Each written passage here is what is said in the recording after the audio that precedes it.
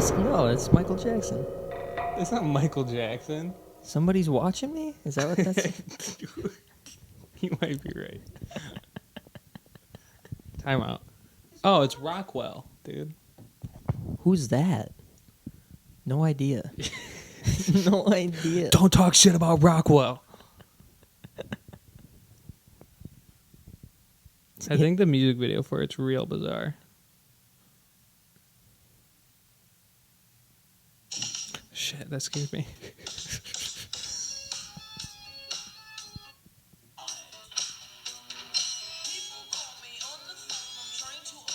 Oh, I really, yeah.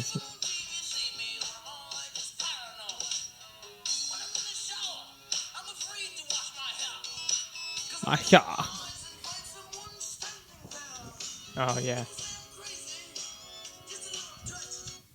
He is kind of Michael Jackson. Dude, he's kind of like the mix of Michael Jackson and Lionel Richie. I was just thinking about the chorus. That was literally the only reason why. Welcome back, everyone, to episode 8 of the Blood Feud podcast. Highly anticipated after a week off. It's been it's been 2 weeks? I think. Well, you know, by the time we upload the episode, it'll be like a week and a half. Okay. We missed an episode, or, you know, a week where we could have uploaded an episode. So this is episode 8. Maybe you could put like the 8 LOOD feud. Like use the 8 for like the turn B the 8 into a B. Or you could turn the 8 sideways and it'd be the 2 Oh, zeros. I like that. Yeah, the infinity sign. So Yeah. All right, today we're going to be talking about Star Wars Episode 7. Attack of the... Harrison Ford. Yep, which we got an early copy of. Yeah, George Lucas is my uncle. And speaking of George Lucas, I've been playing a lot of Battlefront, and he basically had everything to do with that game. Yes, as far as I know, he mocapped for all the characters. Yeah. He designed all of the levels from scratch. He built the computer that he designed the game on, as far as I know. And he's a playable character, which has never happened before. You can play as him as both. You can be Rebel and Empire with him. The Imperial. Yeah, you can. He has his own flyable vehicle. Yeah, isn't it like a? It's just him. I thought it was one of those like movie carts, like he's on a rail, like on the director's. Oh, like, yeah, car the with dollies. camera. No, it's just him with he's got Oh. like his arms back, and you hold on to his arms. Oh, like you're piloting him. You pilot him. Yes. Oh my god, that's the scariest thing I've ever heard. And he goes. Rah, rah. I'm Neil. I'm Sam. Today we're gonna be talking about a creepy movie. Super Creepy. Creep. That's the name of the Creep. It's yeah, Creep. it's called Creep. It's called Creep. This is a movie that me and you have both seen. I've seen it twice. I know you've seen it a couple more times than that. Yeah, right? I've probably seen this movie like 4 times, to be Right. honest. And then I think I had told you got to watch this movie, and then I watched it with a couple other friends because I really do like this movie. Yeah, it's And- a solid film. Spoilers. It's a good movie. Yeah, it's pretty short. Hour and 20. It's on Netflix. Yeah. You can knock it out. This might be real the first quick. movie that we've done that's on Netflix. Has there been another one? I'm trying to see. Let me look at the roster here. It is. Yeah. Yeah. It is. So go get some use out of your Netflix subscription or Don't- your friend's Netflix subscription. Yeah, don't be fooled. And this is kind of something I want to say about Netflix in general, is that this movie has like 1 star on Netflix. Do you know what the stars mean?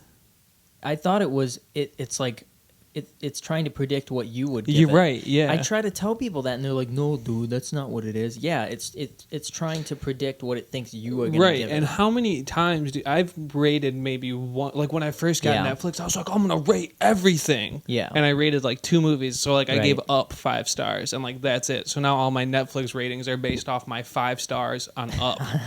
And so like... Yeah, I totally. And I wasn't. So many people were telling me that I was like full of it, that I was starting to doubt that. But that's what I heard. No, as about far as I Netflix. know, that's 100p. So you can't go by the stars on the movie. I would look it up on the internet, see what kind of reviews it's getting, and really, I mean, dude, we're the only people you need to know, really. Right. It's good. I just want to point out it's got a 95% on Rotten Tomatoes. Does it really? Mm-hmm.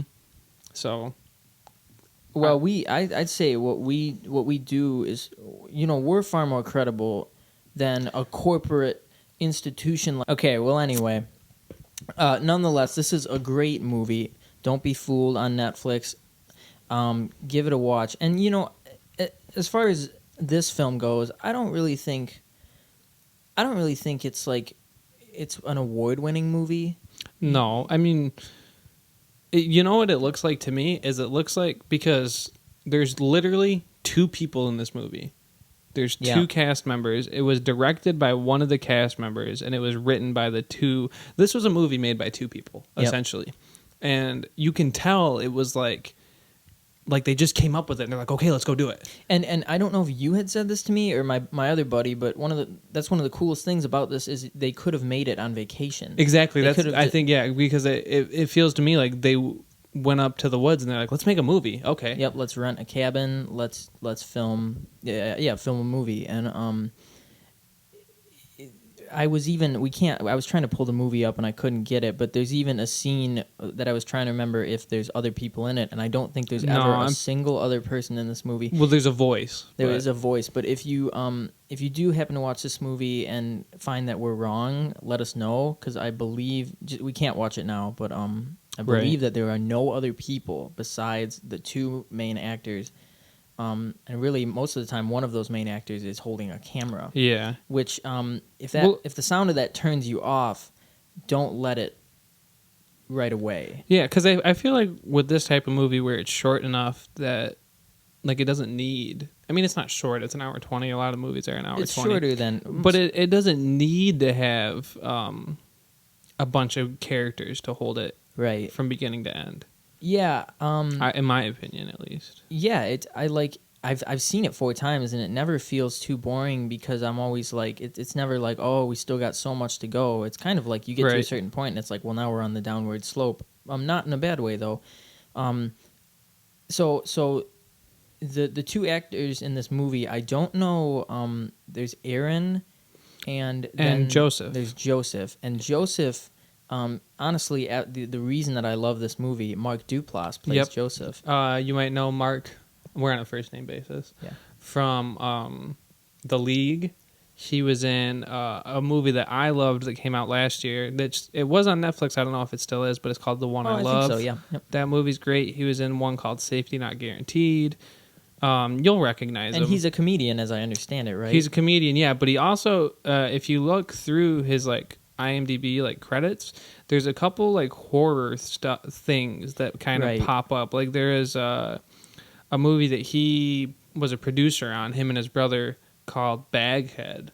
That's kind of got the same type of feel of this movie. That would be cool to watch. Like a low budget found footage horror movie.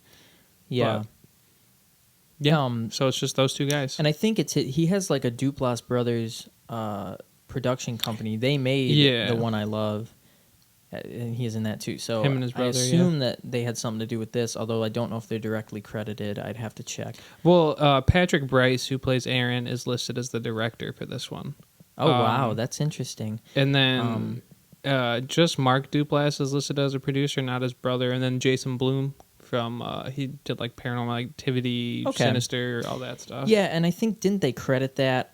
Blumhouse? No, in the I didn't really watch the trailer, but weren't they? Wasn't it from the makers of Paranormal Activity? Yeah. Yeah, I think that's kind of misleading. It is a found footage film, but it's so different than right. It's kind of funny. It's a black comedy. I would agree, and even the fact that Mark Duplass is a comedian, I don't think that should turn you away, because his performance in this movie is stellar. Very, very well done. Every time I watch it, I love watching him perform. But yeah, and there's other moments in this film when the events actually parody horror conventions, and it's just it's great. So I think we kind of gave our spoiler-free thoughts and our little need to know that we usually do at the start. So yeah, anything you want to say before we jump into spoilers? I highly recommend the movie. I think I had told my mom and Dad one night because they were looking for a movie. I'm like, watch Creep, watch this movie. And What my mom doesn't like scary movies, but I was like, it's not really that scary. But for me, this is one of those movies that there's like one or two scenes that really make this movie stand out as a great movie. And I just think I want people to like experience those scenes, and maybe they won't feel the same way, but I don't know. There's there's some impactful scenes in this movie, and it's all tied together by a very solid, compelling performance by Mark Duplass. Unfortunately, Aaron, the director, and who is that? Patrick Bryce, I think Patrick it was. Bryce. Unfortunately, his performance is forgettable, I would say. I mean, I don't know if that's fair to say because he is behind the camera for most of it. Yeah, I'm kind of speaking about his dialogue and his lines. I really love everything about Mark Duplass's lines, but I wasn't really harsh, dude. Yeah, I don't know. That's my opinion. I thought it was fine to me. No, that's absolutely fine. And anyway, that would be my biggest criticism, But other than that, highly recommend it. Let's get into it. Let's talk more about it and why this is, in I think both of our opinion, a good movie to watch. Yeah. And this came out this year, right? Was it 14? I think it might have been one of those films that's listed as 2014 because it came out in festivals, and then like it didn't officially come out until 2015. That's probably what happened. But yeah, 2014, 2015. Yep, pretty earlier new this year. Pretty hot. Pretty sexy. Yep. Yeah. So one of the cool, similar to a movie like Unfriended, although I don't really want to compare it because this movie is way better than that movie. Did you like Unfriended? No, I didn't. I didn't like. Although when I watched it, it was the same night that I watched this movie. It was like 7 movies, and I watched it like pretty far away from the screen, and I couldn't read the text. Yeah. But it was pretty lame, It was lame, but I thought I had a couple things going for it. But anyway, this isn't Unfriended. What I was gonna say about that is that I like how it's the same idea where it plays off modern conventions of the web and like the web presence. And in this movie, Aaron is going to answer a Craigslist ad. Yeah. And it's all about just, I don't know. There's no big message or anything. It's very... It makes you think a little bit. Yeah, it's modern. I mean, I don't really go on Craigslist, but... Right. At least it's something modern and interesting. Right. In that regard. So... he has answered a Craigslist to go and film Joseph, Mark Duplass's character. It's for 8 hours. It says 8 hours. For like a day. $1,000 or something. He's gonna pay him. Yeah. And so it's like $1,000. So he takes the job, and the first scene is we see him driving up into these mountains. Really scenic.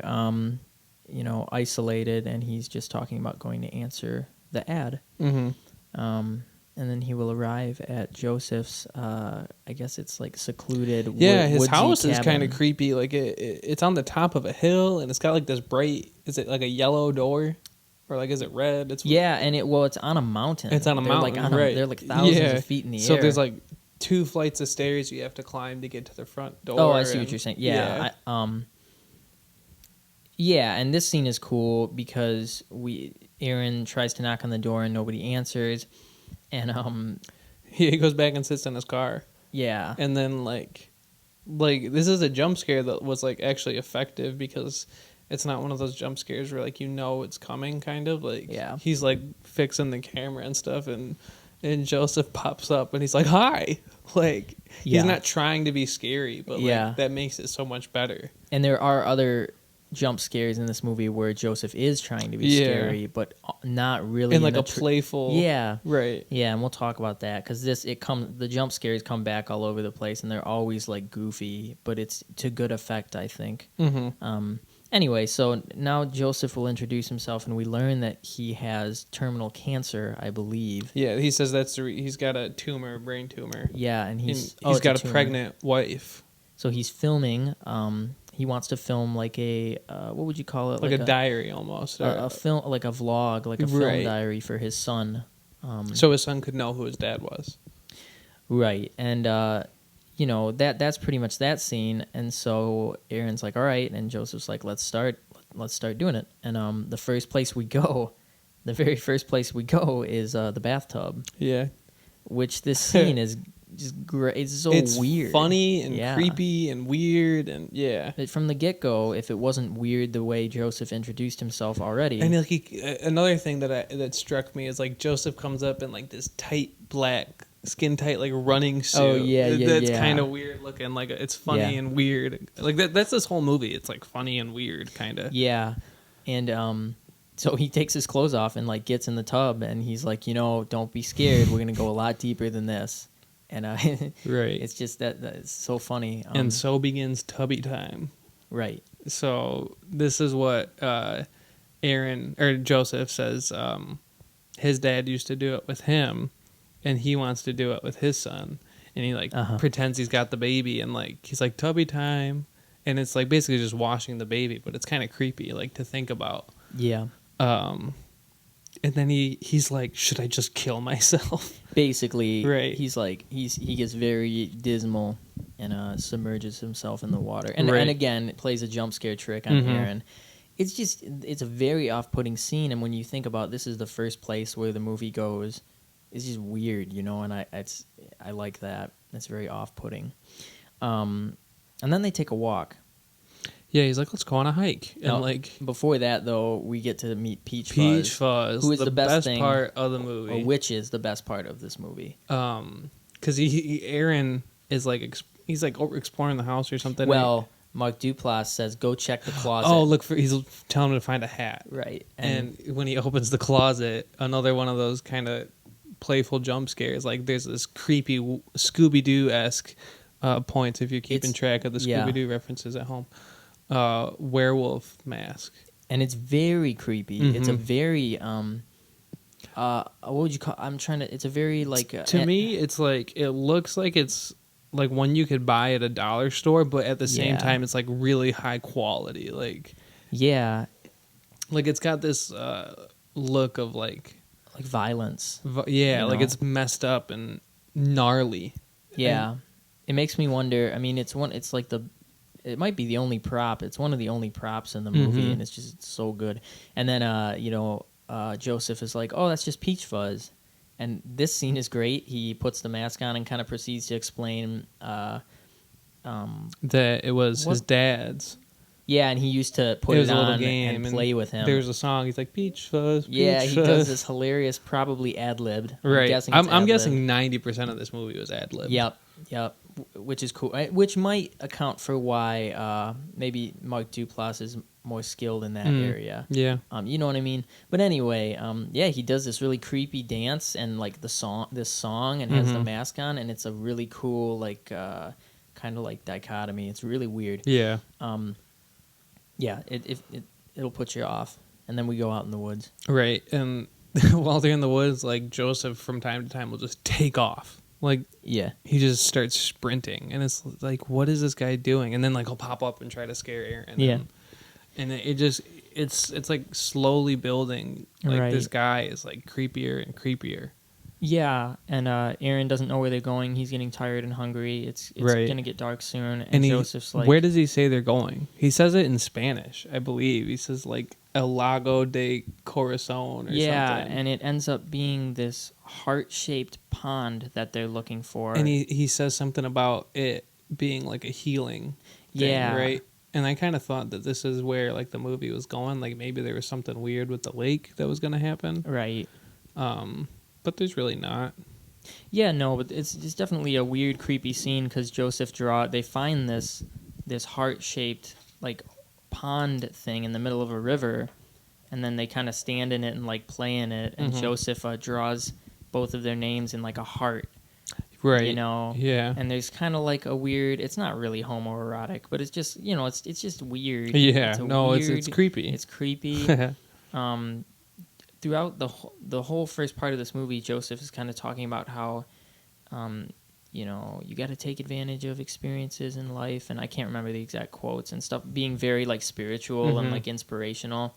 And when he scares Aaron in one of these scenes, this is so great. He scares Aaron, and Aaron like gets pissed. It's a jump scare. It's before they find the pond, and he says, I was just joking around, but for a moment there, I saw in your eyes, it looked like you wanted to kill me. Right. And Aaron was like, no, and he's like, no, I mean, it looked like you wanted to kill me. And he's like excited about it. Yeah, and he's like, he says something about comparing that to something animalistic, right? Which is a motif in this film.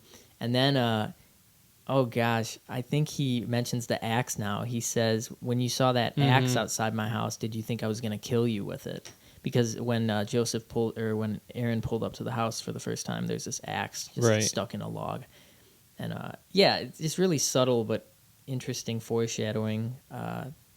It's creepy. All of it's creepy. The whole first part of this movie is creepy. Obviously, I'm not trying to make a title pun, but it's very suitable, Right. And anyway, so they finish up at the lake, and I think this is when they go to the restaurant. Yeah, well, Joseph was like, "All right, you want pancakes? Let's go to Buddy Bear's, best pancakes in town." I think it was Buddy Bear's. I think it's Buddy Bear's. I don't know. It's something. It's a bear name. Got the best pancakes in town. Another cool thing that happens here is that they're at the restaurant, and Joseph. The next scene is they're at the restaurant. Joseph's looking at the menu, and he's like, "I don't know what I'm gonna get." And Aaron's like, "What about? I thought you said the pancakes." Right? Yeah. There's like no pancakes on the menu, right? Well, they do have pancakes, but Joseph's kind of like, "What?" And he's like, "The pancakes." He's like, "Oh yeah, I mean the pancakes are good, but so you can kind of catch him in a little weird. He's lying, basically. Yeah, for sure. And again, I don't think there's anybody else in this scene. We kind of see the booth that they're in. Yeah, it's just a close up of Joseph's face, really. Yep. And this is the scene where Joseph kind of becomes very stern and asks if he can confess, or I think he asks Aaron, "Have you ever done anything you regret? You're ashamed of?" Yeah. And then he makes Aaron kind of confess this weird. It's something weird about peeing his pants or something. I don't know. And then Joseph's like, "Can I confess something to you?" Now this is where I forget. What does he tell Aaron here? It's been a minute since I've seen this movie. After he tells him about peeing his pants? Yeah, because Aaron tells that story about peeing his pants. It's like, "I peed my pants. It was pretty bad." Is this when he shows him the pictures? Yes, yeah. He pulls out the pictures, and what these pictures are while Aaron had pulled up to the house for the first time, and he couldn't find. This is before the first jump scare when Joseph comes up to the car. Joseph had taken candid pictures, like sneaking around, had taken pictures of Aaron like at his door in the car, and he's like, "I took these pictures of you when you pulled up," and Aaron's like, he's upset about that, and he's like, "Why did you do that?" And Joseph's like, "I don't know. I guess I think he says something about he felt would be like more comfortable if he knew him. Yeah, if I got to know you before you got to know me, and Mark Duplass just does a great job of playing off this role of like a chronic liar. Yeah. You can literally tell like a chronic liar. If you're a chronic liar, you can come up with. You can do this stuff on the spot, and there's always something you're going to say. And it's just really interesting how Joseph is very passionately trying to express himself. And it's all like potentially lies. Right. And we can kind of talk about what might not be a lie. Yeah, because there is some stuff that I feel like that he tells that is true. Right. Or at least in a way is true. But so they go back to the house then. And it's nighttime, and there's this really cool shot. It's actually the poster where Joseph had walked up the stairs, and Aaron's looking up at him, and he's like, "I think I'm gonna go." And Joseph's like, "Why don't you come in for one drink? Just one drink." Yeah, and this is like a classic power versus no power shot, right? Obviously. And so he goes inside, and they have more than one drink, don't they? Yeah. What happens is Joseph is trying to sum up his film. He's trying to finish up the film. Oh, right. And he keeps saying that he wants to redo it. Yeah, he keeps doing shots that he doesn't really like. They're drinking whiskey. And this is where he gets drunk, and he tells Aaron the real meaning behind peach fuzz. Right. And this scene is really interesting because he tells Aaron to shut the camera off so it's not recorded. Yeah. Aaron leaves it on, but the lens just is, audio. The lens is down, so this whole scene is dark. And I watched it with subtitles. I usually watch it with subtitles, but if you're not watching with subtitles, you can't see anything, and it's a very strange experience. And we're just listening to Mark Duplass, to Joseph, tell a story about how he lied to Aaron about peach fuzz, and that peach fuzz was actually a mask he bought when him and his wife had came up to the same house. Mm-hmm. Tells a story about how he found a bunch of bestiality porn on his computer. Yeah. And so he was like pissed off about it, and so he goes and buys this mask and breaks into the house and rapes her. But he says like she enjoyed it. And that he said he's like I had never seen my wife happier. Right. And then he said like she didn't know that it was him. And then he came back in the morning and he tied her up, left, comes back in the morning. She says nothing. Right, yeah. She doesn't say anything to him about it. Because he had lied to her and said he had to go back to work, you know. Right. So she didn't think anything of it. This is one of those scenes where later when it's revealed that he's using, and I mean later, it's like 10 minutes later, he's using his sister's name as his wife's name. Which I forget what that name is. Yeah, I don't remember either. But I almost wonder, could be one of those moments where maybe this actually happened. And you don't know, right? Right. And another thing is that the tubby time is another thing that maybe actually happened. So this is, I guess to kind of get it back on track, Aaron ends up slipping some drugs or something into Joseph's drink, and Joseph passes out. Joseph's phone rings, and Aaron answers it, and it's Joseph's sister. Right. And at this point, Aaron thinks, it's Angela. That's her name. Okay. Angela. So Angela, Joseph's wife. Sister. Well, I think we find that out here because it's a woman's voice. He answers Joseph's phone. This is a very tense scene because Joseph is kind of passed out, drugged on this mantle, and he gets his phone, takes it out of his pocket, goes in the bathroom and hides, and a woman says hello, Aaron's kind of like hello.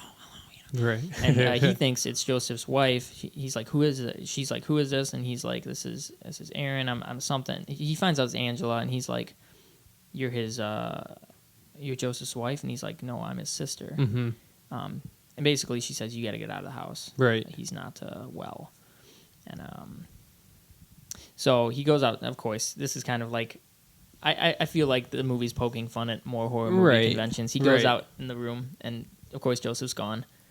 And he's kind of looking around, goes out on the porch, and then another really cool jump scare, one of the most ominous jump scares, is that Joseph is like right in his face when he turns around, and he says, it's coming. And then he takes off. About death, something about death. Death is coming.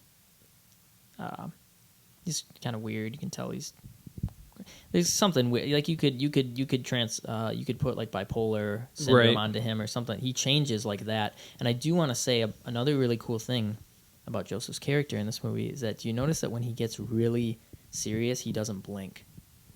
I don't think I noticed when that. When he shifts, you can tell when he shifts because he doesn't blink anymore. I mean, it's a stellar change. Right. And it's just like a little thing that, I didn't does. notice it until like the third viewing. Anyway, this is my favorite scene. This is why, honestly, when I saw this scene, I was like, this movie's great. Right. And I don't think everybody would feel that way. No, because this is another one of those scenes that's like kind of funny, but it's also like really creepy and tense. And yeah. So Aaron like slowly goes down the stairs, and at the front door is Joseph wearing the peach fuzz mask, and he's like got his arms and legs kind of spread out across the door. This is the and he's just standing there, and then like Aaron starts asking him like, he's like, why are you doing this? And obviously he doesn't say anything, right? And then he starts asking him like yes and no stuff, like right. And what he said, the actual lines are, Aaron says, "Are you gonna let me leave?" Something like that, and then you can just see Mark Duplass shaking his head, right, slowly, very slowly, and then he says, "Are you just trying to scare me?" And then he says, "Yes." Yeah. Nods his head, yes, and it's the creepiest thing I think it makes the movie. I don't know why. That's just me. And the whole time he's kind of like air humping almost. Like he's like shaking his hips. He has an erection. Oh, I didn't notice that. If you look at his pants, he does have an erection. Okay. Which I didn't notice until like the third viewing. I was like, he has no, yeah. And again, he throughout this movie, there's a lot of references to wolves and the primal nature of wolves. And he says, you got to embrace your inner wolf. That actually comes in a minute. But Aaron kind of rushes him and shoulder charges him. Right, and like the camera shakes and they hit, and then it goes black. Yeah. Right, and you're kind of like, well, what just happened? Like, right. Did one of them die? Like, what's going on here? Well, he gets back to his house the next day.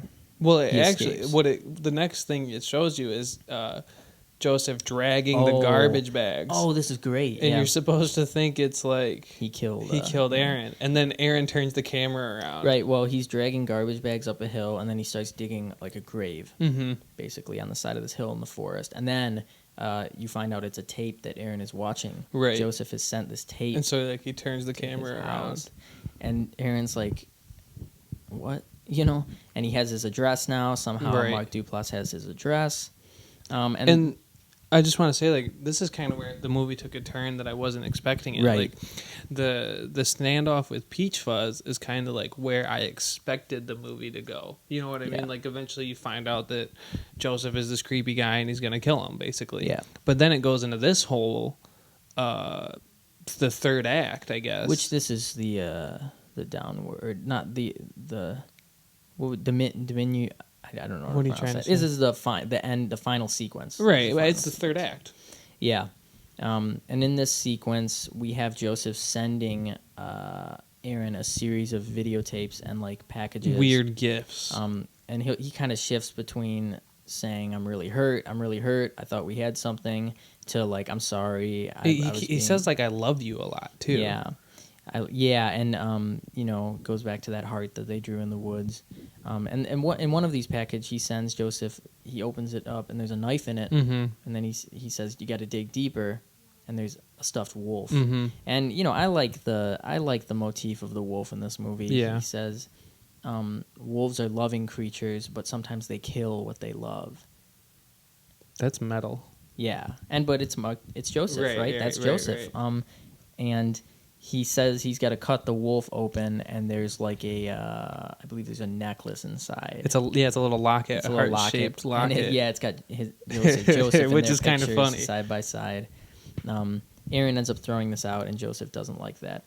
Because it's revealed that because Aaron will put the camera down for the night, and then it'll pick up in the middle of the night, and it'll be Joseph filming him. Like this happens a couple of times. Joseph's filming him sleeping and stuff. Yeah, and so he can get into his house. There's actually a scene where Aaron hears something at night, and he's running around his house, and we can see Joseph standing at the window. Very creepy. Another thing I want to say about this scene, this sequence that I didn't really realize until a couple viewings, is that there's two points where Aaron wakes up and describes a dream he had. Oh, yeah. In both these dreams, he's sitting in this heart-shaped pond with Peach Fuzz. With Joseph wearing the Peach Fuzz mask, and the water is blood. Yeah, it's like a hot tub, but it's like blood. And Aaron is a baby wolf, and I forget what the first dream is, but basically in the second dream, he describes sitting like that in this pond, and a spike pushes up into his behind, his like butt, and anyway, I was really thinking about this for a long time because I couldn't figure out why are these dreams in the movie. Why do they matter? I guess I didn't think about it. So right, what do you got to say about that? This is what I think, and I think it's open to interpretation. Fair enough. This is what I think. I think that because the dreams are so weird, Mark Duplass is drugging him in his sleep. He's drugging him, and he's sneaking into his house, and I think he's raping him because of the spike. Oh. Because of the spike. I think he's raping him. And you think he's wearing the Peach Fuzz mask? I do, but I don't think like Aaron is conscious of what's happening outside of the dream. Right. But I think he's... obviously the dream is there's some like movie magic writing happening with that. Right. I like that. I didn't even think twice about it. I didn't pick up on it until... Well, that would make sense, that he's got this deep affection. Yeah. And later on, he says another line that we'll talk about because it's it's like one of the very last lines of the movie. And that's the subtlest thing in this movie. And honestly, I can't take credit for that idea because I was watching it with my buddy Logan, and he was the one that was like, "Oh, well, he's raping him," and I was like, "You're totally right." Because why else would these dreams be a thing? If he's not drugging him, he's like, the dreams are super weird. He doesn't have these dreams normally, so he's drugging him. And yeah, that's my interpretation. That's a really good idea. Shout outs to Logan. Yeah, for sure. And I think obviously that's not like cool, but it's subtle. And I mean, it makes total sense for the character too. Yeah, it's not like it's something that they would just put in. Right, and it's very tastefully done because you really could. I think 90% of audiences would miss that. I didn't catch it. I did. Anyway. So this is where, I mean, obviously there's like, Aaron goes to the police and they're like, we can't do anything because that's not his real name. Right, and in addition, he finds out the house they were at was just a vacation home that Joseph had rented, as opposed to Joseph had said it was his home. Well, he said it's like a childhood vacation spot that they used to go to all the time. Yeah. So now Aaron will get the final videotape, which is Joseph saying, "Hey, buddy, I'm sorry. Right. There's a lot of other stuff." He's like, "I was mad when I found you threw away that locket." And I do want to say before we continue here that there's a scene where Aaron goes outside and goes in the backyard, and I think it's very easy to assume that this part could be the end, and you don't really see this last part coming. Mm-hmm. Yeah, no, totally not. Anyway, so Joseph said, basically, he's like, "You got to meet me. Can you meet me in this park?" And he's at the park in the video. He's like, "I'll explain everything, just you and me. I promise," stuff like that. Yeah. And he's doing such a good job of appearing like such Normal. a genuine liar so genuine, right? Because he's just saying stuff like, "This is who I am. I'm scared to let people know who I am." Right. Being very meta, but it's probably, and who knows if it's actually BS here, because I think he's revealing some very personal. It could be like, that's another thing that, what's true with him and what's fabricated. Yeah. So it's hard to say. And then Aaron will do it because... Yeah, he goes and... the next thing you see is Aaron sets up a camera, like, in his car. Yeah. And he says, like...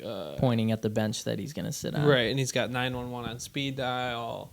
Yeah. And then he goes over and sits at the bench. And it's like it's a long, like, long shot. And on, like, one side of the frame is Aaron sitting on the park bench, and then from the other side of the frame we see, after a very long still shot, Joseph starts walking up, and he's kind of got like almost like from what I remember, it's almost like a butcher's coat on. Yeah, he's in a weird trench coat. I didn't even realize it was him at first. Yeah, but he stands, like, he walks up and kind of comes to a stop right behind behind him, and then he raises his arm and puts the Peach Fuzz mask on. Yep. Puts it on, and the other hand is the axe from the beginning of the movie. Did you think I was going to kill you with it?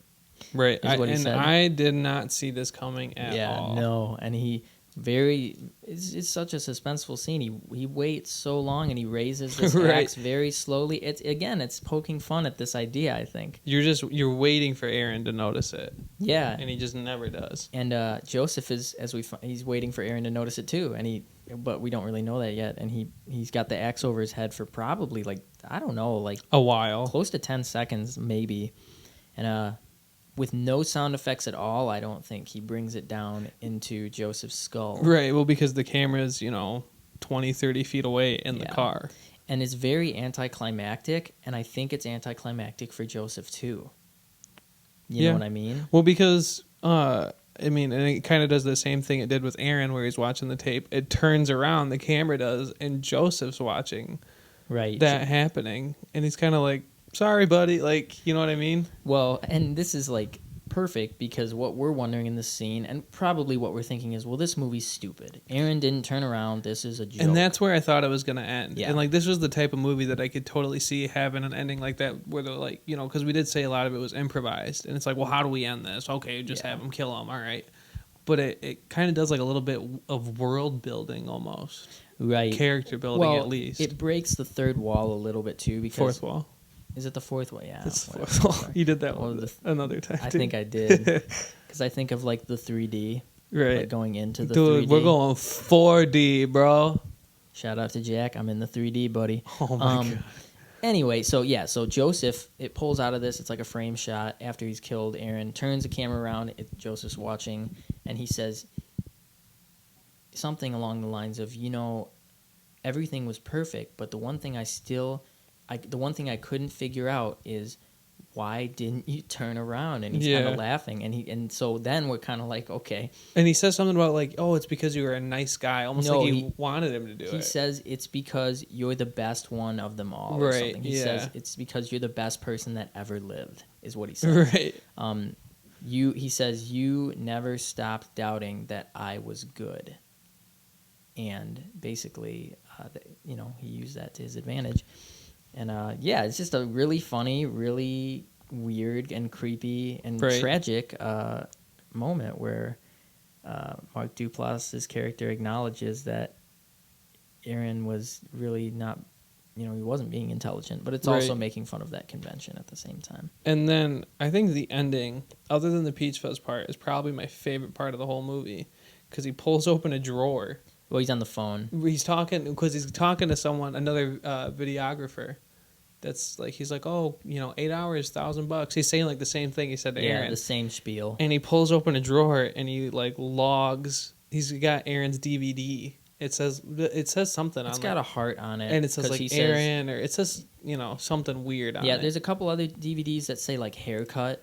Right. One of them says haircut. Well, they're all Aaron. You know what I mean? No, those aren't all Aaron. I thought, I guess we'd have to go back and look at it. But I thought like Aaron had like haircut, lake, whatever, and then there was different people that all had different things. Oh, I don't know. What I took that to be is that there were hundreds of different people he had killed already. Either way, that's what it was. Haircut was just one other killing. See, because I thought it was. Remember that there's the clip where he cuts off a piece of Aaron's hair. Oh yeah, we missed that. In one of the scenes is Mark Duplass cutting off a piece of Aaron's hair in his sleep in his house. Mm-hmm.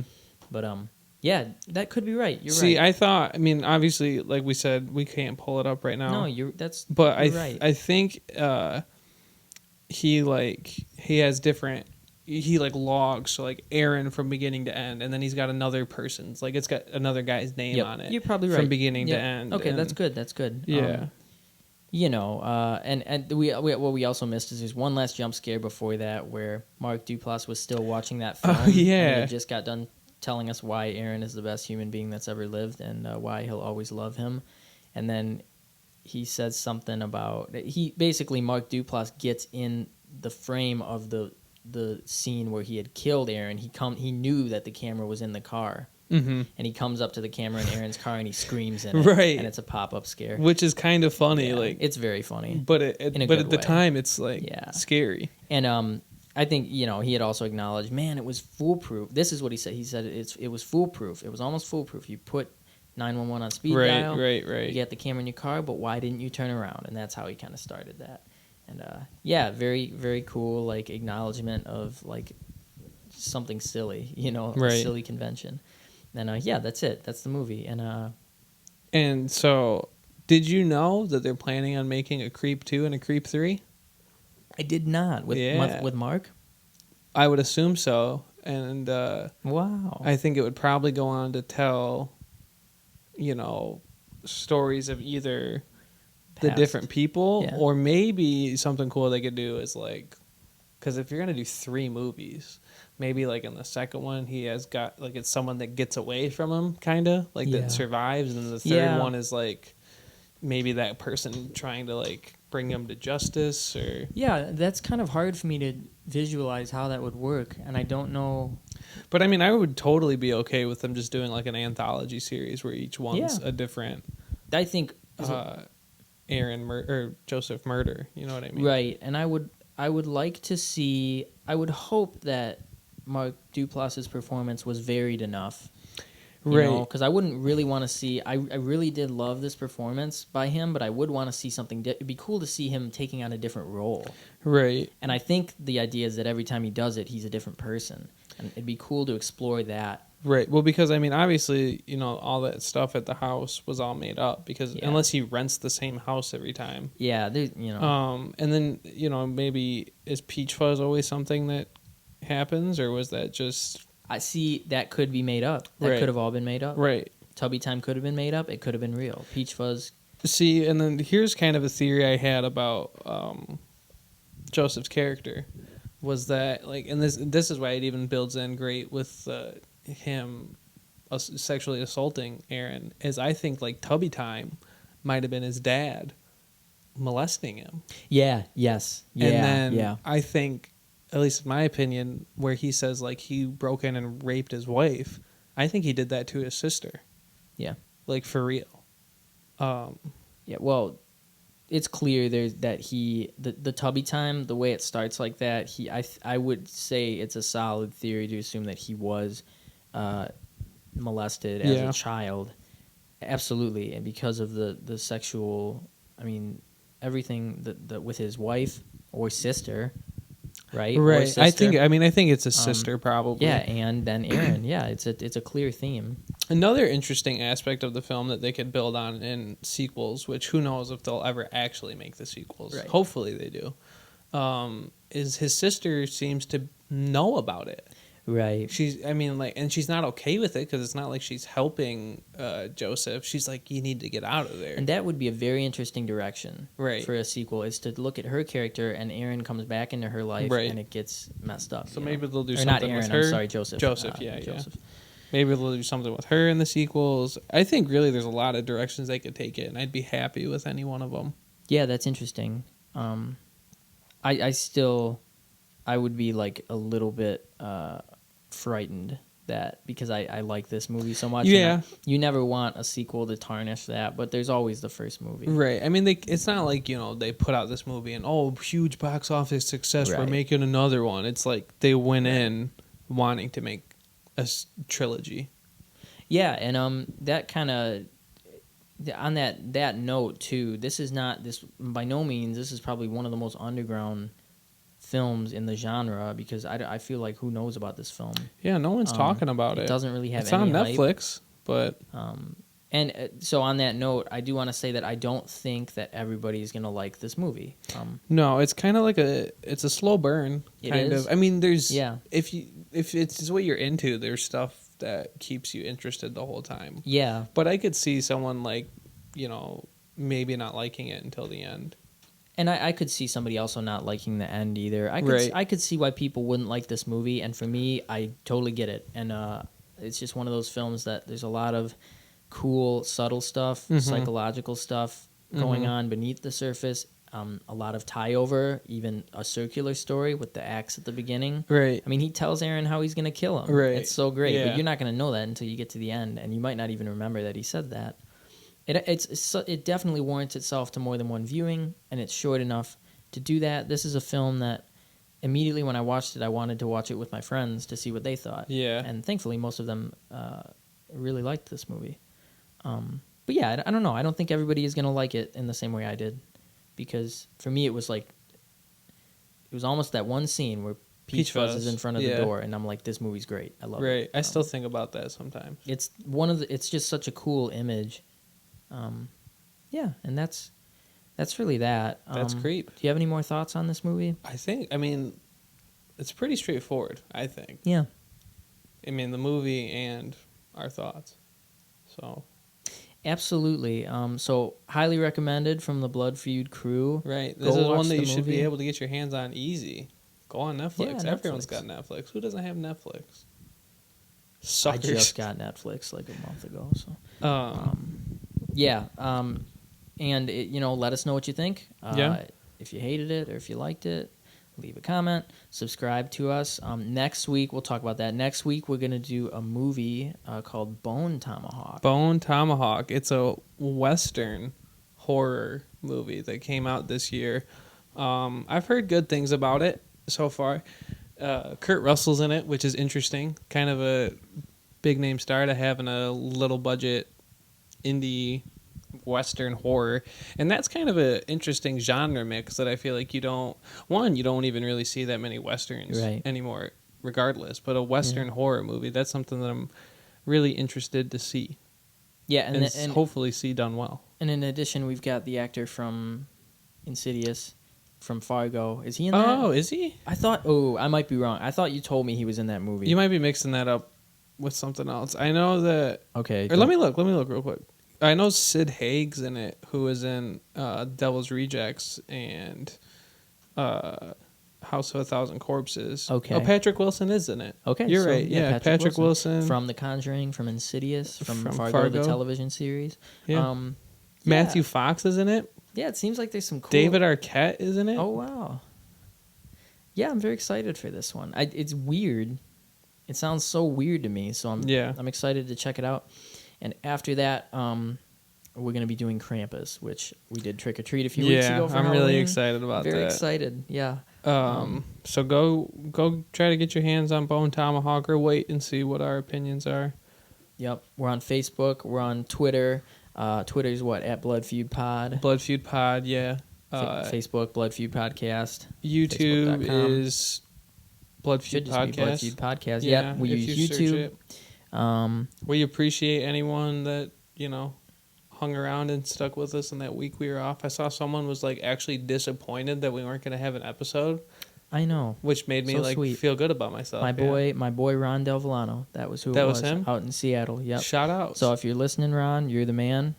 All the best to you. Everyone else, you're the man or the woman or the woman or I don't want to be or the they. Yes. Or the them. All right, everybody. Until next week, we've got Bone Tomahawk. I'm Sam. I'm Neil.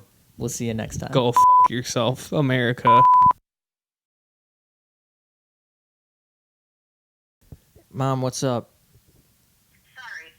Emma watches Netflix all the time. She's got to have the password. Yes. She uses Netflix. So Yes. you can text her. I think she's in class. Yeah. But she uses it. She might have it. So, okay? All right. Okay, bye. Tight.